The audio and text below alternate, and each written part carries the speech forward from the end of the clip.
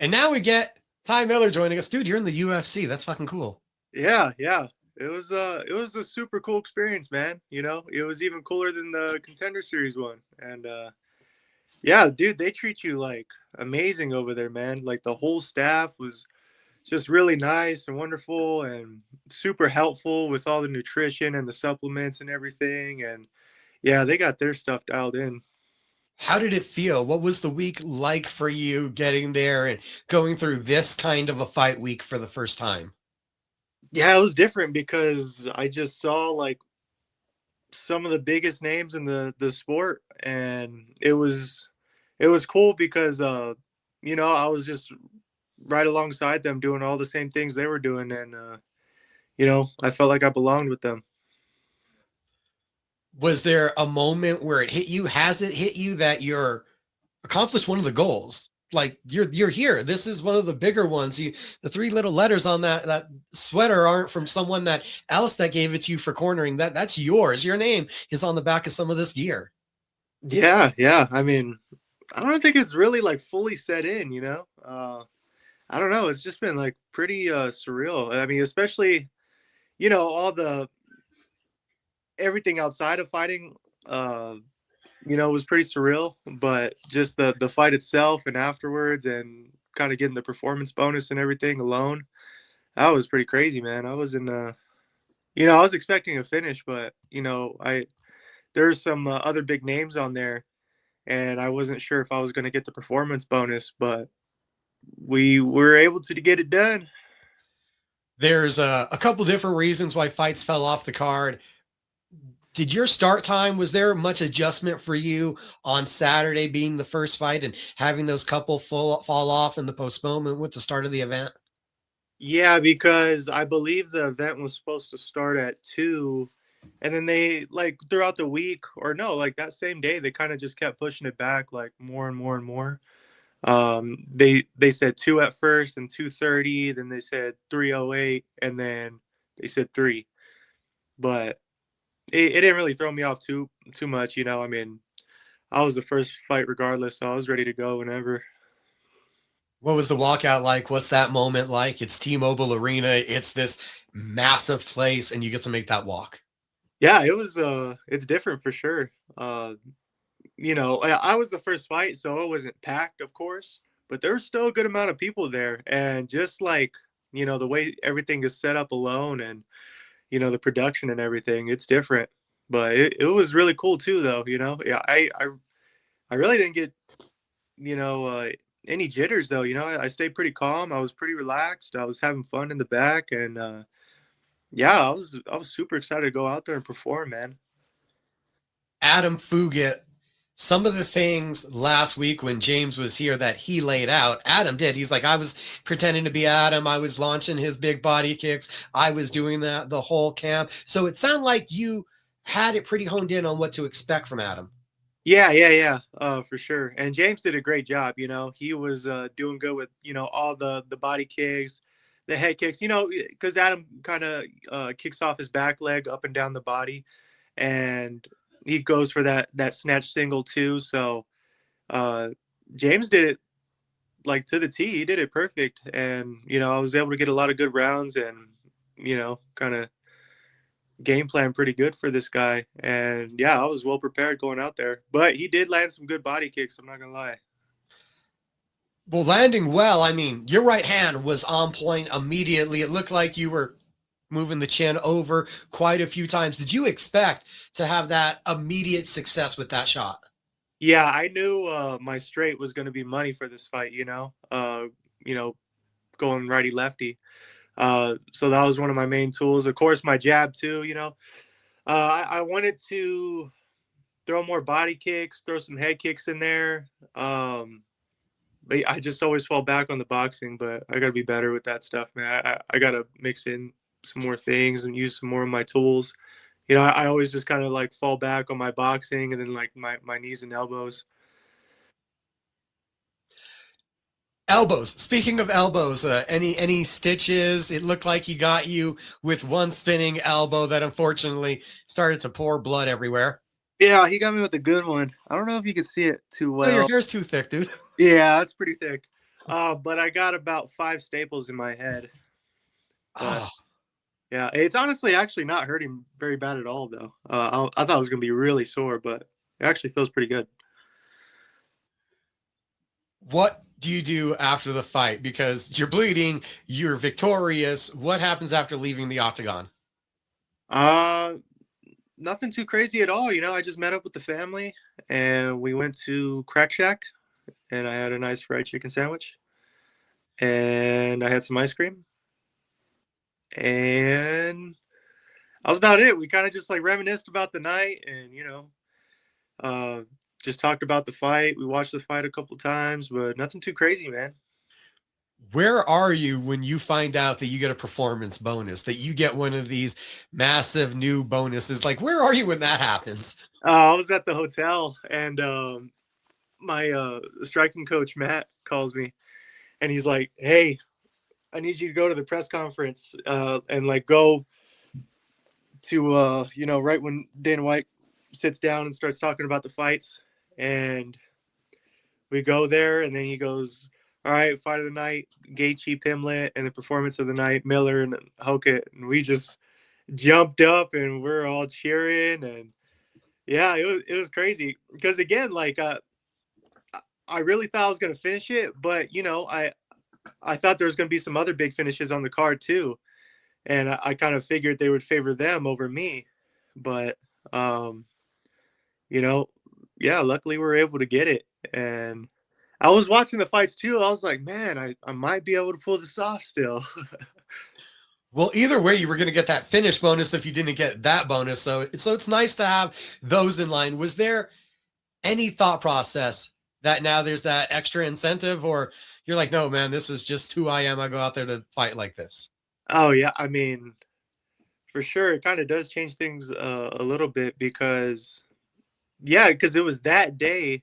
I looked on my phone, I went on Instagram, and I saw they had made some changes to the performance bonuses, and they added a little incentive to getting finishes just in general, and which is huge, man. I mean, like especially debut fighters like me, you could double your purse like that, which is a lot.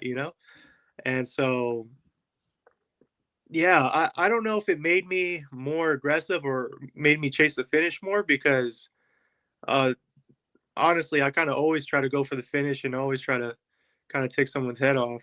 So I think I was just going to do that regardless, man. Did you hear the 10-second clacker? Because it seemed like you started really unleashing at that point, or was there just an opening? Yeah, no, I did hear the clapper, and at that point, by the time I heard the clapper, I knew he was really hurt. So I just started pouring it on as soon as I heard it. I was trying my best to get him out of there before then, and we're able to. 1 second left on the clock. Like, do you even realize that? So many of these things, I'm like, dude, you have such a cool story just off of the debut fight.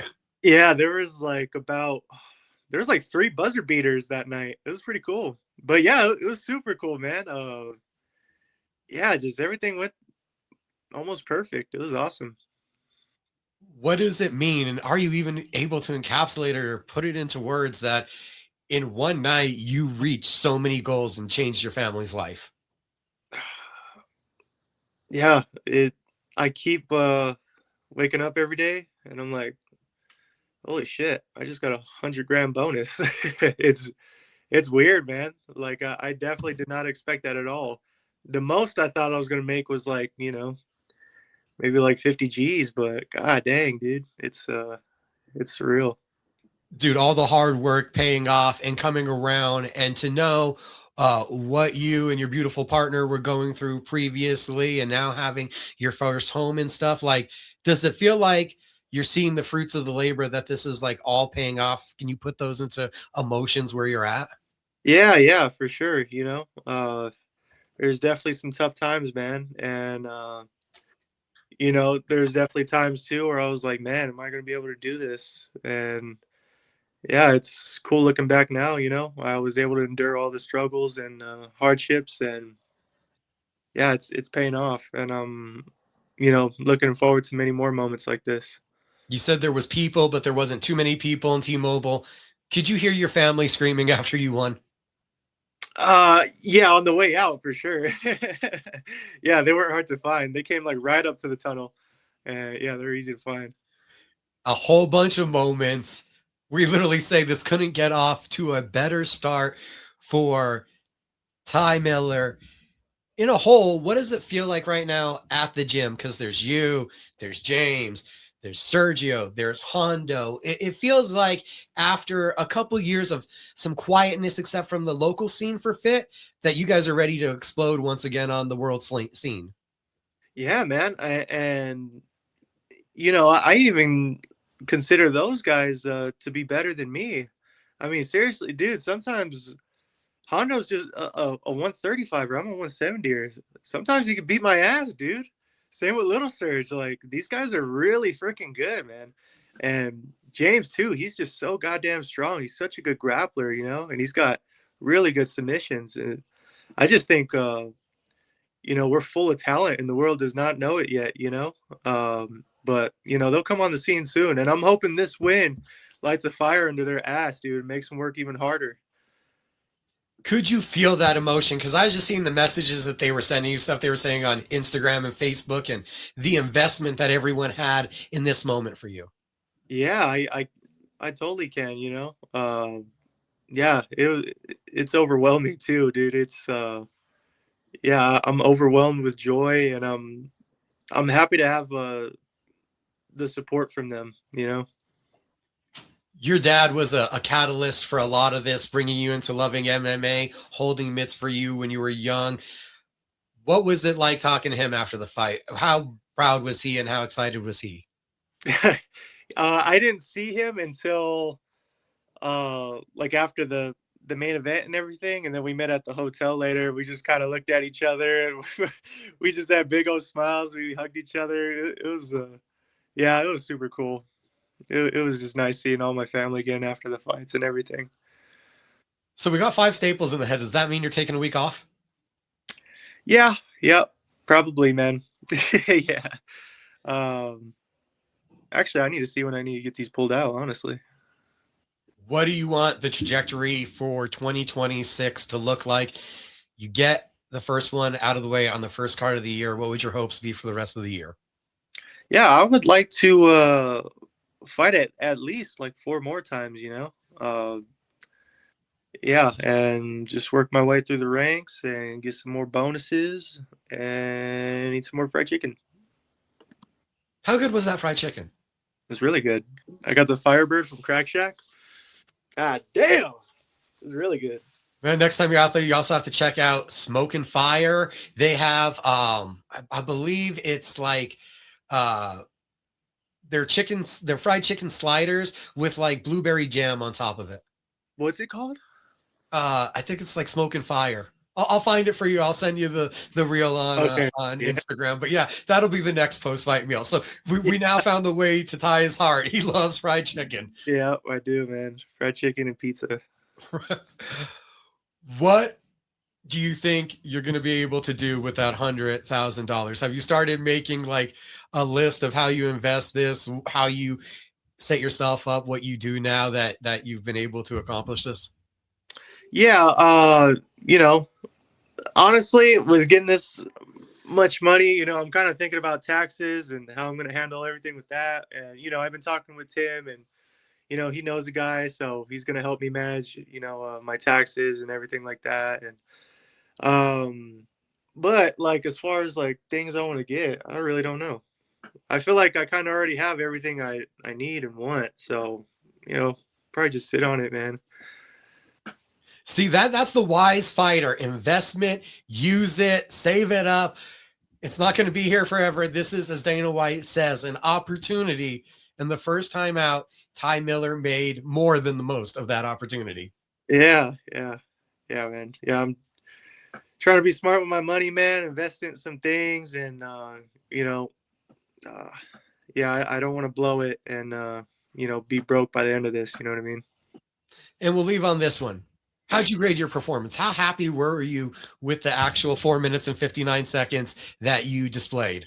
I'll give it. I was pretty happy with it, man. But I'm gonna be hard on myself. I'm gonna give myself a B plus. You know, there's a bunch of body kicks I ate, some teeps, and that spinning elbow, man. So, you know, those are things I gotta watch out for in the future. You It's know, always a work in process, right? yeah, I'm kind of lucky.